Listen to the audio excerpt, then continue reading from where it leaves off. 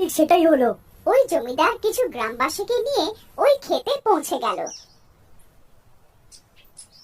দেখো ভাইরা, এই জায়গাটাই ওই মজদুরটা দাঁড়িয়ে ছিল, হঠাৎ ওই খেতা মজদুরকে গিলে নিল। ভাইজন, তোমরা একটা কাজ করো, তাড়াতাড়ি এই জায়গাটা ঘুরে ফেলো। হতে পারে আমরা ওই মজদুরকে জীবিত পেয়ে যাই, হতে পারে তার শ্বাস চলছে এখনো। তারপর ওরা সব গ্রামবাসী মিলে খুঁড়তে শুরু করে দিল। ওদের খুঁড়তে খুঁড়তে অর্ধেক দিন কেটে যায়, কিন্তু ওই মজদুরের কোনো খোঁজ খবরও পেল না। ওরা অনেক গভীর গর্ত খুঁড়ে ফেলে, কিন্তু তারপরেও ওরা ওই মজদুরের খোঁজ খবর পেল না। এইসব দেখে ওই মজদুরের বউ খুব ভয় পেয়ে যায়। জমিদার বাবু, আমার মনে হয় এখন আর খুঁড়ে কোনো লাভ নেই। অনেক গভীর গর্ত খুঁড়ে ফেলেছি, যদি ওর দেহ পাওয়ার হতো তো এখনই পেয়ে যেতাম।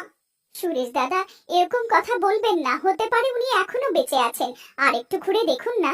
আমায় ক্ষমা করে দাও বোন, এখন তো অন্ধকার হয়ে গেছে। এই ক্ষেত এমনিতে অভিশপ্ত, রাতে এখানে থাকলে অনেক বিপদ হতে পারে।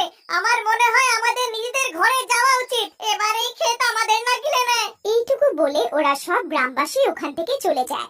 ওর বউ দুঃখে ওই গর্তের পাশে বসে যায়। তখনই এক আপন ভোলা ওই পাশ দিয়ে যাচ্ছিল। আরে, এত সুন্দর মহিলা এত রাতে এখানে কি করছে?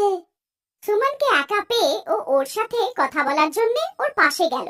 আরে কি হলো, তুমি এত উদাস কেন, আর এত রাতে এখানে কি করছো? দেখুন না দাদা, আমার স্বামী সকালেই খেতে